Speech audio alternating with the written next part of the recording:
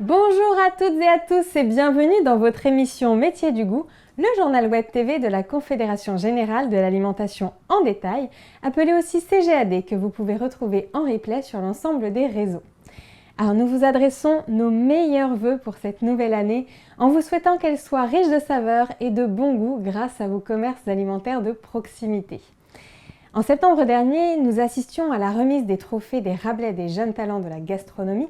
Durant cette magnifique cérémonie, Joël Mauvigné, président de la CGAD, annonçait son intention de présenter la promotion de cette 10e édition au président de la République. Le 5 janvier dernier, il a tenu sa promesse. Tous les jeunes lauréats ont été reçus au Palais de l'Élysée par le président de la République.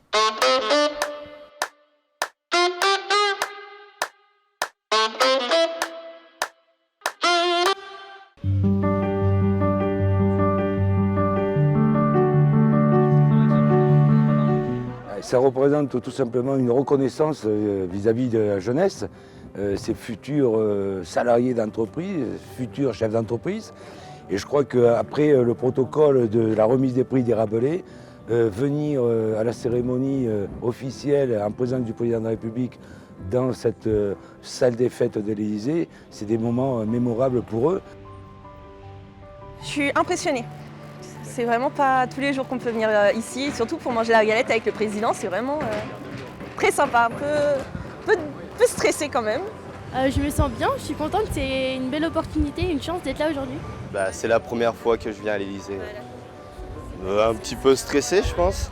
Après, c'est bien, on nous met en confiance, donc ça va pour l'instant. C'est un résultat d'une bonne année en fait, si vous voulez. Une bonne année 2022, voilà, donc pour moi c'était le résultat final. Et je suis très content d'être là, je suis fier un peu, quoi. J'avais fait 2 mois de stage là-bas et donc c'est sûr ça va faire bizarre de passer de l'autre côté cette fois-ci de ceux qui servent à être invités, donc ça va être sympa de voir l'autre côté de la barrière. Voilà.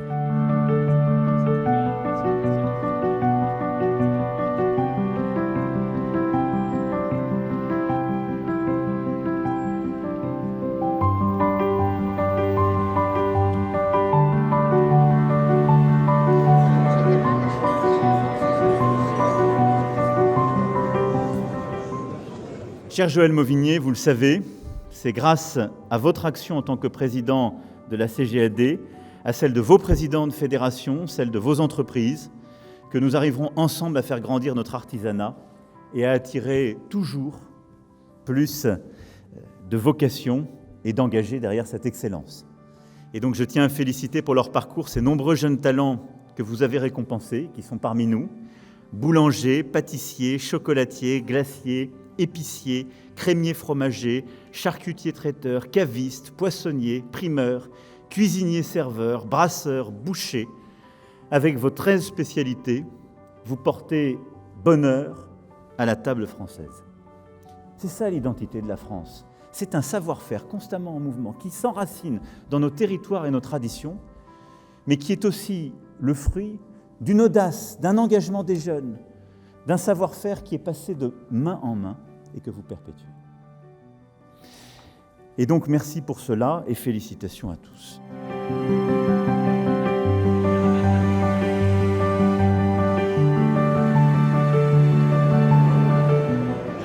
Le but, nous, c'est de privilégier la reprise d'entreprise. Donc on va être là parce qu'on a besoin de, ce qui est dit, dans les cœurs de villes, de villages et tout, on a besoin d'artisans et tout, parce que ça fait partie de la dynamique de l'entreprise, de la ville ou du village.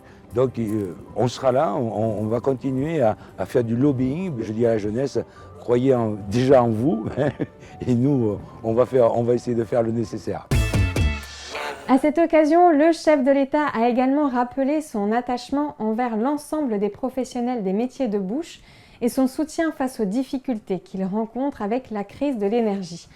Tout en rappelant les dispositifs mis en œuvre pour limiter la hausse des prix d'énergie, le président de la République a annoncé de nouvelles mesures afin de renégocier les contrats excessifs avec les fournisseurs d'énergie et améliorer les dispositifs d'alerte. Alors la CGAD poursuit son action auprès du gouvernement pour améliorer les dispositifs de soutien. Le sujet de la crise de l'énergie fait également partie des combats que mène Thierry Marx, récemment élu à la présidence de l'UMIH, Union des métiers et des industries de l'hôtellerie, qui nous a partagé son programme pour son mandat.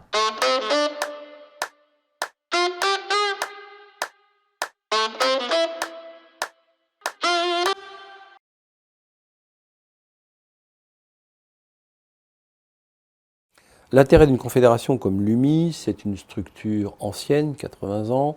C'est une structure, je dirais, qui est charpentée parce qu'elle s'appuie sur les départements, sur les régions, avec des présidents qui sont très actifs dans leur département et dans leur région, qui font remonter à Paris un certain nombre de points forts pour que nous puissions appuyer cela auprès du régalien et faire avancer nos métiers dans les meilleures conditions possibles pour nos adhérents, mais pour l'ensemble des métiers de la restauration et de l'hôtellerie.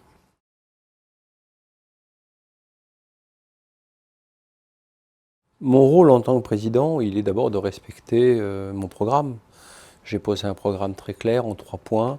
Communication interne et externe pour l'UMI, impact social de nos métiers et attractivité métiers, et ensuite impact environnemental, ce qui est aujourd'hui une nécessité pour l'ensemble de nos professions. Donc voilà, 3 points, 3 sujets forts sur une mandature de 4 ans, si tout va bien.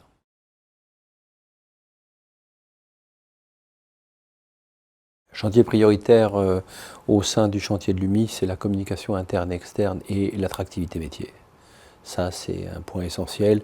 Et effectivement, on ne pourra pas ne pas faire ce qui devra être fait sur l'impact environnemental qui, comme on le voit aujourd'hui dans l'actualité, l'énergie, tout ce qui touche à l'environnement va être un point extrêmement fort pour les 20 prochaines années.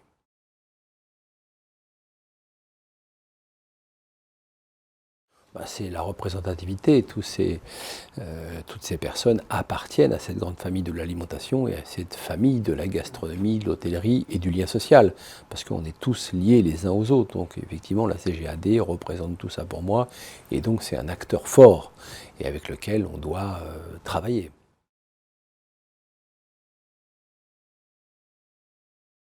Il y a un intérêt fort, c'est-à-dire que rassemblés, on est plus fort. Je ne vais pas refaire le vieil adage. Tout seul dans son coin, on peut réussir quelques petites choses, mais on n'ira pas très loin. Donc ce vieil adage africain, moi je l'aime bien, plus tout seul on va plus vite, ensemble on va plus loin, c'est vraiment quelque chose qui me...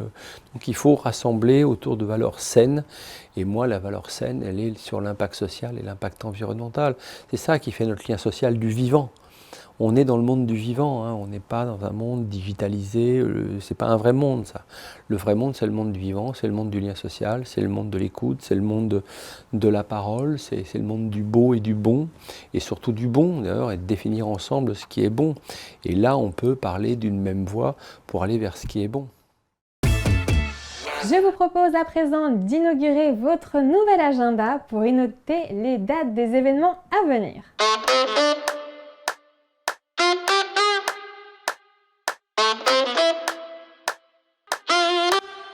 Du 19 au 23 janvier 2023 se déroulera la 21e édition du CIRA à Lyon. Le salon fêtera ses 40 ans. Alors ce salon est un rendez-vous très attendu par tous les professionnels du food service, de la restauration et de l'alimentation, avec 4000 exposants et une belle programmation. Alors s'y déroulera tout d'abord la 8e édition de l'International Catering Cup du 17 au 19 janvier sur le stand de la Confédération nationale des charcutiers traiteurs, dans le village des partenaires, où 12 équipes de traiteurs confronteront leurs talents. La 3e édition du World Burger Contest aura lieu le vendredi 20 janvier. 8 finalistes s'affronteront sous le regard du chef étoilé et meilleur ouvrier de France, Christian Tête-Doigt, parrain de cette édition. La scène CIRA Métiers de Bouche accueillera le concours Flexitarien Boucherie le dimanche 22 janvier de 8h à midi, durant lequel 8 équipes, composées d'un artisan boucher et d'un cuisinier, s'affronteront et devront faire preuve de créativité pour proposer le mariage viande et légumes le plus intéressant. Vous pourrez aussi assister au concours European Butcher Competition le dimanche 22 janvier de 13h à 14h sur le stand de la Confédération française de la boucherie-charcuterie traiteur. Le lundi 23 janvier auront lieu 2 concours fromagers organisés par l'Union des fromagers d'Auvergne-Rhône-Alpes. Tout d'abord la 14e édition de la Coupe de France des fromagers et ensuite la 3e édition du Cheese and Chief. Autre salon se déroulant en janvier, le premier salon des épiciers indépendants le 30 janvier à Montauban. On vous met toutes les informations en légende de l'émission. Et voilà, c'est la fin de cette édition. Merci de nous avoir suivis. Nous nous retrouvons le mois prochain pour une nouvelle émission de Métiers du goût. Nous vous souhaitons une très belle journée à toutes et à tous.